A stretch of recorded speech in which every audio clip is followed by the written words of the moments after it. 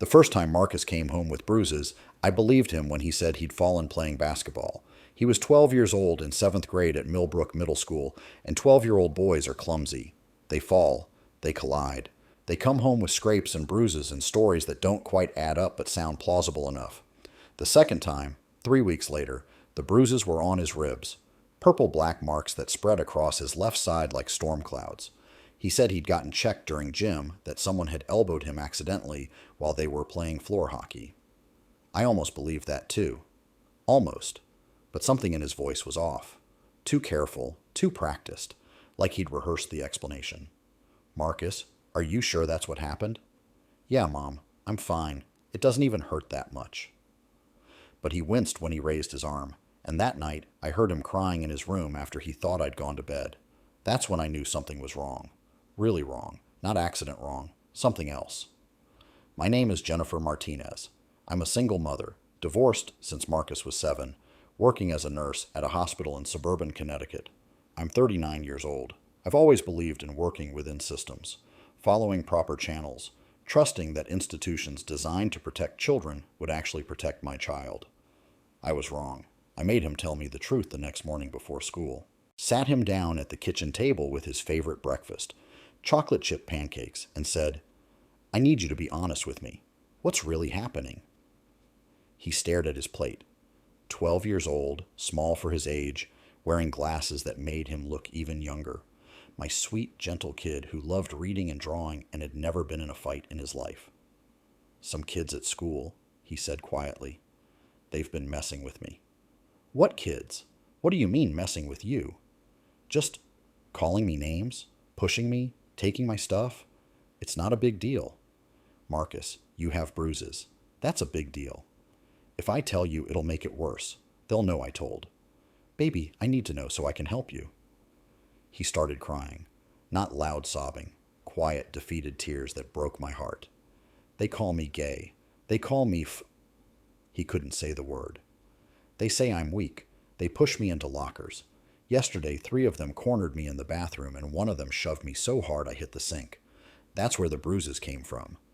I felt ice in my stomach. "Who? What are their names?" "Mom, please don't." "Marcus, names." He gave me 3 names: Tyler Bennett, Jake Morrison, Connor Walsh. I didn't know the families, but I made note of them. These were the kids who were hurting my son. "How long has this been happening?" "Since the beginning of the year." 5 months? My son had been enduring bullying for 5 months, and I hadn't known, hadn't seen it, hadn't protected him. "Why didn't you tell me?" "Because it's embarrassing, because I should be able to handle it, because if you tell the school, they'll just make it worse." "They won't make it worse. The school has anti-bullying policies. They have to protect you. That's their job." He looked at me with an expression that was far too old for 12. "Mom, the school doesn't care. They only care if someone gets in trouble they can't ignore." I didn't believe him. I believed in systems, in policies, in the idea that schools, whatever their flaws, would protect children who were being hurt. I called the school that morning, asked to speak to Marcus's guidance counselor, a woman named Mrs. Peterson, who I'd met during parent-teacher conferences. She sounded concerned on the phone, asked me to come in that afternoon to discuss it. I took a half-day off work, met with Mrs. Peterson in her small, cluttered office decorated with motivational posters about growth mindsets and believing in yourself. She listened while I explained what Marcus had told me. The names, the bathroom incident, the months of harassment. She took notes, nodded sympathetically, said all the right things. "This is very concerning. We take bullying seriously at Millbrook. We have a zero-tolerance policy. I'll talk to the assistant principal, Mr. Davies, and we'll investigate immediately." "What does investigation mean? What happens to the boys who did this?" "We'll talk to them, get their side of the story, talk to witnesses. If we can corroborate what Marcus said, there will be consequences, but we need to gather facts first." "My son has bruises. That's a fact." "I understand, but we need to establish that those bruises came from the incident he described. We need to be thorough and fair to everyone involved." Fair to everyone involved, including the kids who'd been assaulting my son for 5 months. The investigation took 2 weeks. During those 2 weeks, Marcus begged me not to make him go to school, said the kids knew he'd reported them. Said they were threatening him, calling him a snitch, promising to get him after school. I called Mrs. Peterson. She said they were monitoring the situation, that teachers had been alerted to watch for problems, that Marcus should report any further incidents immediately. The incidents continued. Marcus came home with his backpack torn, with his homework destroyed, with scratches on his arms from being pushed into a rough brick wall. Each time I reported it. Each time I was told they were investigating, monitoring, taking it seriously. Nothing changed. The results of the investigation came in a meeting with Mrs. Peterson and Assistant Principal Davies. They sat across from me in Davies's office, wood-paneled, decorated with photos of sports teams and academic achievement awards, and delivered their findings. "We've talked to all the students involved," Davies said. "Tyler, Jake, and Connor all deny physically harming Marcus. They admit there's been some social conflict, some name-calling, but they say it's been mutual. They say Marcus has been provoking them." Provoking them? My son is 90 pounds. He's being physically assaulted by kids who are bigger and older, and you're saying he's provoking them? We're saying the situation is more complex than it initially appeared. Multiple students report that Marcus has been socially awkward, that he's said things that made them uncomfortable, that he's been, and I'm quoting here, weird and creepy. So because my son is awkward, it's okay for them to hurt him? Of course not. But we can't establish definitively that the physical altercations happened the way Marcus described. We have conflicting accounts, and without clear evidence, we can't take disciplinary action that might be unfair to the other students. I stared at him. My son has bruises, which could have come from anywhere. Kids get hurt, they roughhouse. We can't prove those bruises came from the specific incident Marcus described. What about the name calling, the slurs? You just admitted they've been calling him names. Name-calling is part of middle school social dynamics. It's not pleasant, but it's not necessarily bullying, unless it's severe and persistent. What we're seeing here seems to be a personality conflict between students who aren't getting along. They pushed him into a sink hard enough to bruise his ribs, according to Marcus. The other students say that didn't happen. We have no witnesses. We can't take disciplinary action based on one student's word against 3 others. Mrs. Peterson jumped in, her voice gentler. "Jennifer, we understand your frustration. We really do, but we have to be fair to all students. We can't punish kids without clear evidence of wrongdoing. What we can do is continue monitoring the situation, encourage the students to stay away from each other, and provide Marcus with some social skills support to help him navigate peer relationships more effectively." Social skills support? You think the problem is that my son needs to learn how to avoid being beaten up? We think Marcus could benefit from learning strategies to de-escalate conflicts and build positive peer relationships. I left that meeting shaking with rage. They'd investigated and concluded that my son, the victim, needed to change his behavior. The bullies faced no consequences, no detention, no suspension, nothing, because the school couldn't prove what had happened. Despite my son's testimony, despite the bruises, despite the pattern, I did what they tell you to do next. I filed a formal written complaint, documented everything, dates, incidents, names, submitted photos of Marcus's bruises, requested a follow-up meeting with the principal. Principal Hodges was a woman in her 50s who'd been at Millbrook for 20 years. She had a reputation for running a tight ship, for maintaining discipline, for not tolerating disruption. She met with me in her office 2 weeks after I filed the complaint. "Mrs. Martinez, I've reviewed your complaint and the investigation findings. I understand you're upset, but I want to assure you we've taken this matter very seriously." "Then why haven't the boys who hurt my son faced any consequences?" "Because we can't substantiate the allegations. We have conflicting accounts and no clear evidence. You have my son's testimony and his bruises. We have your son's version of events, which differs from the version given by 3 other students and which isn't supported by any witnesses. Mrs. Martinez, I know this is hard to hear, but middle school is a challenging social environment. Not every conflict rises to the level of bullying. Sometimes kids just don't get along. They're calling him homophobic slurs and physically assaulting him.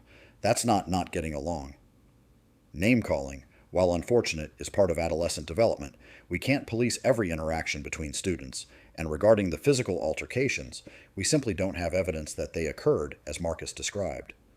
"So my son is lying?"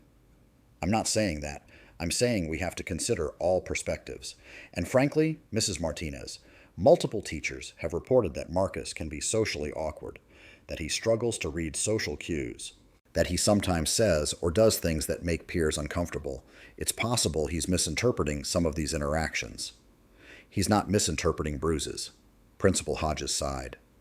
Mrs. Martinez, I want to help Marcus succeed at Millbrook, but I also have to think about the whole school community. We have 600 students here. We can't disrupt the entire school environment based on one student's complaints that we can't verify. What are you saying?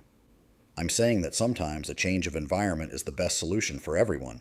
Have you considered whether Millbrook is the right fit for Marcus? There are other schools in the district, smaller settings where he might be more comfortable, where he might find peers who are more compatible with his personality. I couldn't believe what I was hearing. You're suggesting my son should leave because you won't protect him from bullies? I'm suggesting that Marcus seems to be struggling here and that continuing in this environment might not be in his best interest. Sometimes a fresh start is the healthiest option. The healthy option would be for you to discipline the students who are hurting him. We've addressed the situation to the extent we can given the evidence available. Beyond that, I'm not sure what else you expect us to do. I expected them to protect my child. That's what I expected. But clearly that was too much to ask. I went to the police. Filed a report about the bathroom incident where Marcus had been shoved into the sink. Brought the photos of his bruises. The officer who took the report was sympathetic but clear about the limitations. Ma'am, I understand your frustration, but there's not much we can do here. This happened on school property, which means it's the school's jurisdiction. We can't file charges for a schoolyard fight, especially when there are no witnesses and the other kids deny it happened. It wasn't a fight. My son was assaulted. According to him, but we need evidence. We need witnesses or video footage or medical records that clearly tie the injury to a specific incident. Without that, it's one kid's word against 3 others. So there's nothing you can do? I can file the report. It'll be on record, but I can't make an arrest or pursue charges based on what you've told me. I'm sorry. Another dead end. Another institution that couldn't or wouldn't help. The bullying got worse. Marcus started having panic attacks before school, would throw up from anxiety, would beg me not to make him go. I called in sick to work more days than I could afford, staying home with him because I couldn't send him into that environment. I tried to document everything. Screenshots of text messages where the boys called him slurs and threatened him. Marcus showed me group chats where students mocked him, made fun of his appearance, joked about hurting him. I brought these to the school. Mrs. Peterson looked at the screenshots and said, "These are concerning, but they happened outside of school hours. We don't have jurisdiction over student behavior that occurs off campus and outside school time. But it's affecting the school environment. These kids are threatening my son and then seeing him every day at school. We can't discipline students for their private communications. That would violate their First Amendment rights. What about my son's right to feel safe at school? We're doing everything we can to ensure Marcus's safety within the bounds of what we're legally allowed to do." Which was apparently nothing. By February, 6 months into the school year, 10 months into the bullying, Marcus was a shell of the kid he'd been. He'd stopped drawing, stopped reading, spent most of his time in his room with the door closed. His grades were dropping. He had no friends. He cried most nights, and the school's response was to suggest he see the school counselor to work on his social and emotional challenges. The final incident came in March. Marcus was walking to class when Tyler Bennett shoved him into a locker. Hard. Marcus hit the metal door with his back and crumpled to the floor. A teacher saw it happen. Finally, a witness. Finally, evidence that couldn't be disputed. Tyler was sent to the office. Got 1 day of in-school suspension. 1 day. For an assault that a teacher witnessed. I demanded a meeting with Principal Hodges. Brought my ex-husband, Marcus's father, with me for support. We sat in her office and I asked how 1 day of in-school suspension was an appropriate consequence for assault. "Mrs. Martinez, I understand you're upset, but this was a first offense for Tyler. He's been a good student with no prior disciplinary issues. Boys will be boys. Middle school is rough. We gave him a consequence appropriate to the incident. Boys will be boys? He physically assaulted my son in front of a teacher. He pushed him. It was inappropriate, and we disciplined him. But let's keep some perspective here. Marcus wasn't seriously injured. No broken bones, no hospitalization. It was a shove, not an attack. Marcus has been terrorized by these kids for 10 months. This wasn't one incident. This is a pattern that your school has refused to address. We've addressed every complaint you've brought us. We've investigated. We've monitored. We've counseled students. But Mrs. Martinez, I have to be honest with you, Marcus seems to have difficulty adjusting to the social environment here. Multiple teachers report that he's isolated, that he doesn't interact well with peers, that he's, frankly, socially immature for his age. Maybe Marcus needs to develop thicker skin. Middle school is tough for sensitive kids. I stared at her. This woman, whose job was to protect students, was blaming my 12-year-old son for being sensitive, for being targeted by bullies, for not having thick enough skin to withstand months of harassment and assault. You're blaming the victim, I said quietly. I'm being realistic about what middle school is like. Kids can be cruel. Peer relationships are complicated. And sometimes, the best thing we can do for a struggling student is to acknowledge that they might be happier elsewhere. You want him to leave. I think it might be worth considering whether a different school environment would be better for Marcus, for his emotional well-being, for his academic success, for everyone's peace of mind. You mean it would be easier for you if we left? Then you wouldn't have to deal with my complaints. Then you could go back to pretending you have a safe school environment. Principal Hodges's expression hardened. Mrs. Martinez, I've been patient with you. I've met with you repeatedly. I've addressed your complaints to the best of my ability, but I cannot force other students to be friends with Marcus. I cannot change middle school social dynamics, and I cannot protect him from every negative interaction he might have. If you're not satisfied with the way we've handled this situation, you're welcome to pursue other options, but I'm not going to sit here and be accused of not caring about student safety. We left that meeting knowing we were done. The school had made it clear. Either Marcus adjusts to being bullied or he leaves.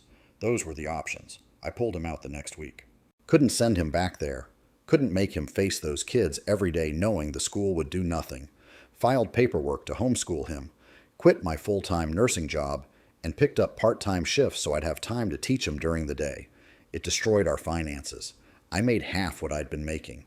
Had to move to a smaller apartment. Had to cut out everything non-essential. But I couldn't leave my son in that environment. Couldn't watch him be destroyed by kids who faced no consequences because the school found it easier to blame the victim than discipline the bullies. Marcus has been homeschooled for 2 years now. He's 14. Doing better, slowly. Therapy has helped. He started drawing again, started smiling occasionally.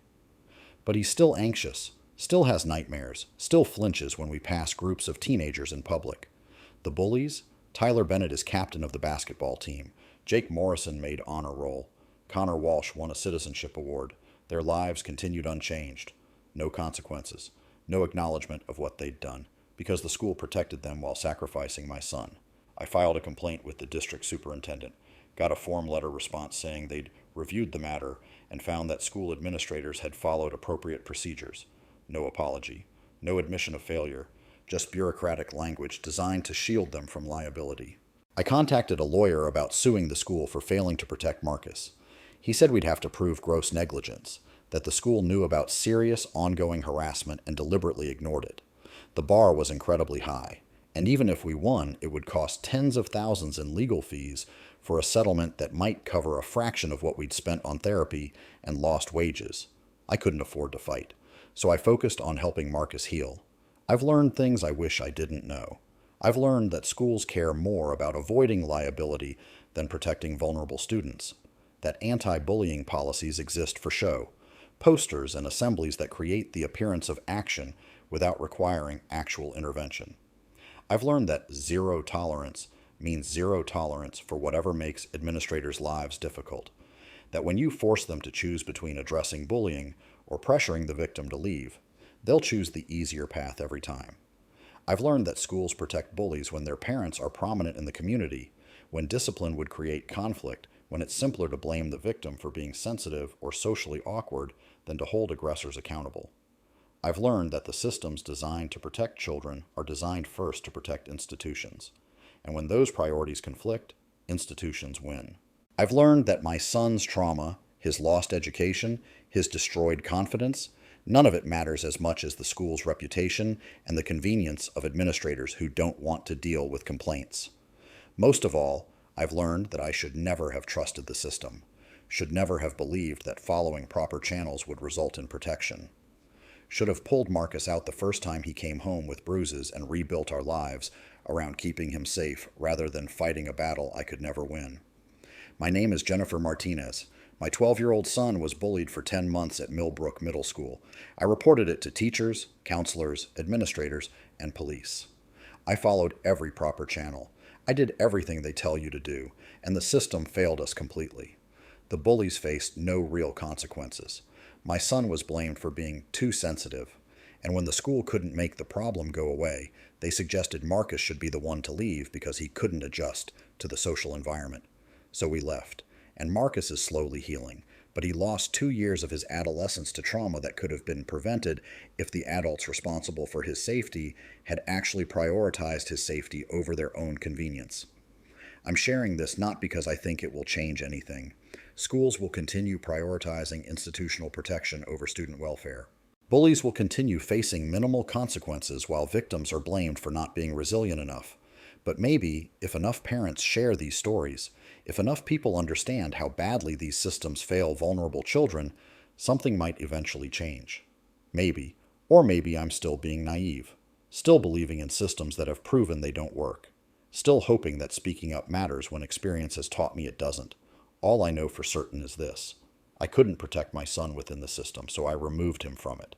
And I'd make the same choice again, even though it cost us financially and socially and emotionally. Because protecting your child matters more than trusting institutions that have proven they won't protect him. That's what I learned, and that's what I live with every day. The knowledge that I failed to keep him safe, that I trusted a system that failed us both, and that the adults who should have helped him instead prioritized their own comfort over his welfare. If your child is being bullied, don't do what I did. Don't trust the system. Don't believe the policies. Don't waste months reporting and following channels and hoping adults will do their jobs. Just get your child out. Protect them first. Fight the system later if you have the resources. But don't sacrifice your child's well-being waiting for institutions to care, because they won't. And by the time you figure that out, the damage is already done. If you've watched a school system fail your child, or if you've learned that policies meant to protect kids exist only on paper, I'd love to hear your story in the comments, though I understand if it's too painful to share. Sometimes the hardest truth is that the systems we trust to protect the vulnerable are designed first to protect themselves. And if you want more honest discussions about the ways institutions fail the people they're supposed to serve, a like or subscribe would mean something. Thank you for reading, and for understanding that sometimes speaking the truth matters even when it doesn't fix anything.